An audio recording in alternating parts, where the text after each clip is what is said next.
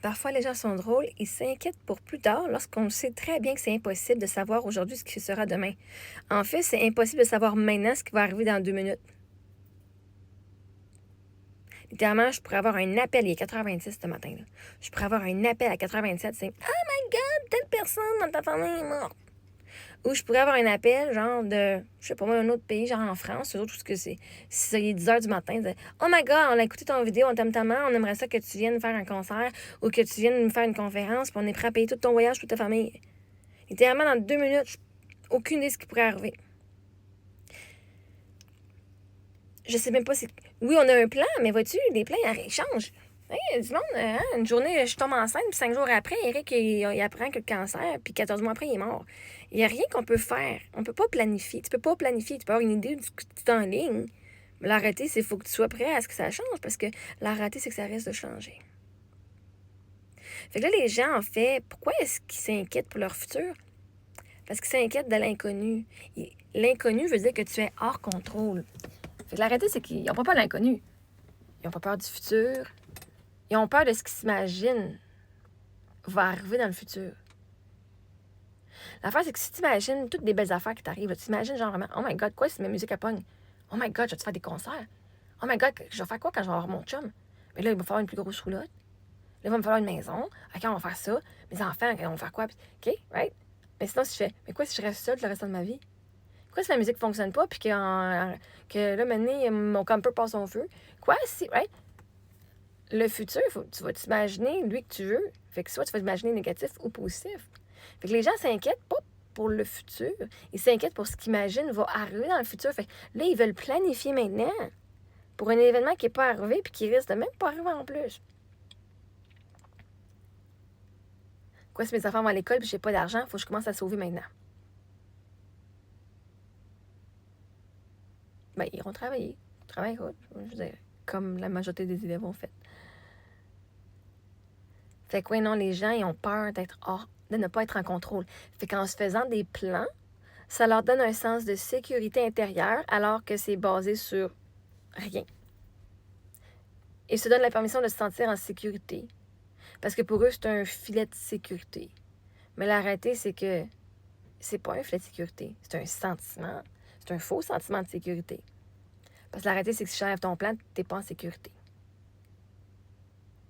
La meilleure chose que vous pouvez faire pour vous-même, c'est d'aller régler vos traumas, votre anxiété, pour vous sentir en sécurité dans le maintenant, sachant que tout arrive pour vous et que toutes les choses vont bien aller quand elles vont arriver comme elles doivent arriver. Ce qui est fait pour toi, tu ne peux pas le manquer. Fait comme ça, au lieu de s'inquiéter pendant des années pour quelque chose qui va peut-être pas arriver, bien là, tu vas pouvoir profiter du moment présent. Et si tu profites du moment présent pendant 20 ans de temps, tu vas arriver dans 20 ans, tu vas dire « Oh my God, je profite encore du moment présent. » Mais si tu t'inquiètes maintenant pour un futur, dans 20 ans, tu vas t'inquiéter dans 5 ans, dans 10 ans, dans 20 ans, tu vas passer ta vie à t'inquiéter. Au lieu de profiter. Qu'à un moment donné où tu es aujourd'hui, il y a 15-20 ans, tu rêvais à être qui tu es aujourd'hui, tu rêvais à ta maison, tu rêvais à tout ce que tu voulais aujourd'hui. Fait que là, le monde sont encore inquiets, mais pourtant, vous avez atteint vos objectifs de 10, 15, 20 ans, puis vous êtes encore inquiets. Le moment donné, allez-vous arrêter de vous inquiéter à un moment donné, puis commencer à vivre les rêves que vous avez manifestés, là? Genre. Si tu regardes, genre, le 20 ans, t'étais où? T'avais pas une scène pour acheter une maison. Là, aujourd'hui, c'est une belle maison avec une voiture, t'as une famille, un mari, des enfants, une femme. Ils vont à l'école privée ou pas. T'as une bonne job. Ben, là, 20 ans, t'avais pas ça. Mais vois-tu, tu stressais pour rien, il y a 20 ans.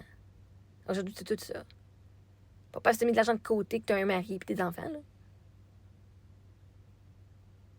Fait que les choses vont arriver comme elles doivent arriver. Puis si vous pouvez vivre le moment présent, au moins, s'il arrive de quoi, parce que ça va être inévitable. Sinon, un qui est dû pas mourir, c'est inévitable. Mais tu vas-tu passer le restant de tes jours à t'imaginer le pire? Parce que si tu t'imagines qu'un de tes enfants meurt, ou que ton mari meurt, ou que ta femme meurt, à tous les jours, puis que ça te stresse, à tous les jours, littéralement, tu vas avoir vécu la mort de cette personne-là à tous les jours.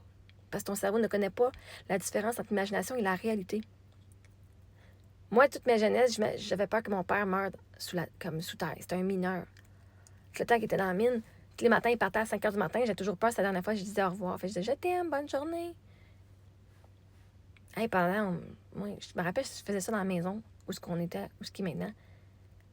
Fait qu'au moins, quasiment, au moins 6 ans. 6 ans, for sure. Je faisais 1 semaine sur 2 chez mon père. Pendant 6 ans au moins, tous les matins. Puis le soir, quand j'allais me coucher avec mes 2 parents, peu importe chez qui j'étais. Bonne nuit, je t'aime. Fais des beaux rêves, à demain. C'était ce que je devais dire absolument parce qu'au cas, c'était la dernière fois que je les voyais. Soit qu'elle allait mourir ou qu'il m'arriverait quoi. Mais peux-tu imaginer une petite jeune de 12 ans qui fait juste penser à tous les matins, soit son père va se faire écraser par une roche, que la cage dans la mine elle va tomber, qu'il va se faire noyer parce que ça t'est déjà arrivé. Que l'eau monte, puis que la cage a rentré, paf, ça a frappé. Il y a du monde, quand j'étais jeune, qui sont morts de même dans les mines. Puis moi, la petite fille qui s'imagine ça tous les jours. Mais vois-tu, mon père est encore en vie. Peut-être qu'il aurait peut-être dû. Tu sais, des fois, je me dis, peut-être j'ai eu peur pour rien. Ça aurait peut-être dû. Mais non, je l'aimais tellement que j'avais vraiment peur pour lui. Mais c'était pas de l'amour, c'était la peur. Parce que si je l'aimais vraiment, plus que ça, j'aurais confiance que Dieu s'en occupait. Il n'y a rien que je pouvais faire. Mais vois-tu, pendant tout ce temps-là, je me suis stressée moi-même avec un scénario qui n'est jamais arrivé. Je me stressais avec un scénario où j'allais me faire kidnapper. OK, c'est quelqu'un qui rentre dans la maison chez mon père. On est en campagne, Instant est tout seul. Mon père, il arrivait des fois plus tard, ou des journées quand c'était sa journée de transition, que de jour à nuit ou de nuit à jour, qu'on était chez eux. On était des fois un peu tout seul, dans le milieu de la nuit. Puis là, j'imaginais, OK, s'il y a le feu, parce qu'on avait un foyer, puis il y a déjà eu un feu dans le sous-sol. Bref, mon père me disait, quand j'étais jeune, on débarquait de la fenêtre du 2e étage. Bref, puis dans le sous-sol, maintenant, on a eu un feu. Pas un gros feu, mais quand même, bref. Puis, de s'imaginer tous les jours, OK, je fais quoi s'il y a un feu? S'il y a quelqu'un qui rentre dans la maison puis qui veut me kidnapper, que je me cachais, arrêter de tousser ma toux. J'imaginais ces scénarios-là dans ma tête, à tous les jours, tous les soirs. J'ai toujours des plans. Mais vois-tu, j'ai 40 ans, puis jamais aucun de ces scénarios-là sont arrivés. Mais mon corps, mon cerveau, ne sachant pas la différence entre le présent, le passé et le futur, et entre l'imagination et la réalité, je lui ai fait vivre de mon plein gré ces événements-là, fucking horribles. Mon système nerveux était en mode survie toutes ces années-là, à s'imaginer le pire. Pourrais-tu, je pourrais dire, c'est jamais arrivé. J'ai quand même stressé pendant toutes ces années-là. Toutes ces années-là. Horrible. Horrible. Je suis encore en vie. Puis aucune de ces choses-là s'est arrivée. Même la fois que je me suis fait agresser sexuellement, c'était même pas aussi pire que ça, finalement. C'était pas aussi pire que j'avais imaginé, genre comme dans les films, on voit qu'ils se font violer, puis c'est comme... Moi, le gars, il a même fucking arrêté quand j'ai dit non merci, tu sais. Non, mais là. Non, merci pas aujourd'hui, puis arrêté. OK. What the fuck? OK. Les scénarios de merde, de peur que je me créais dans ma tête, là, sont pas arrivés.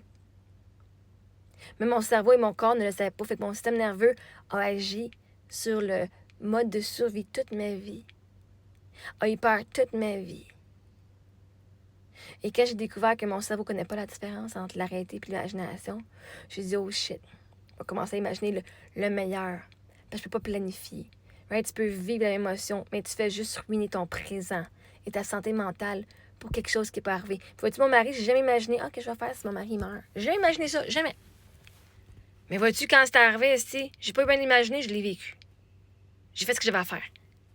Puis la réalité, c'est que tu l'imagines ou pas, tu peux pas le planifier. Il y a rien que tu peux faire. Tu peux pas être en contrôle. Et ça m'a montré comment j'étais pas en contrôle de la vie. Puis ça fait peur. T'as beau tout faire. Puis la journée qu'une personne est due pour mourir, que tu sois le meilleur docteur, la meilleure coach, la meilleure femme, le meilleur enfant, la meilleure personne de sa planète, t'es pas dû pour sauver cette personne parce que cette personne-là, son âme a décidé que c'était la fin. Et il y a rien que tu peux fucking faire. Mais aussi, la journée qu'une personne est due pour survivre, il n'y a rien que tu peux faire pour la mettre des bâtons dans les roues. Elle va fucking survivre parce que c'est fucking Dieu qui décide qu'elle survit. Puis il va y amener toute la protection fucking qu'elle a besoin. Et les ressources qu'elle a besoin pour s'élever. Mais ça, faut que t'aies la foi. Faut que tu crois en ça. Dieu, l'univers, ton soi supérieur, ton âme, les anges gardiens. Sache qu'il n'y a rien que tu peux faire quand que Dieu dit « Elle, c'est ma protégée » ou « Lui, je le prends ». Mais la peur de perdre de contrôle, elle va aider bien des gens, elle va diriger bien des gens dans leur comportement sans qu'eux autres le sachent. Mais c'est cette peur-là qui gère le show, qui mène le show, qui run le show. Pour ça, c'est important de travailler nos croyances et nos peurs pour qu'on puisse prendre des décisions éclairées avec vraiment ce qui est dans nos valeurs et non nos peurs.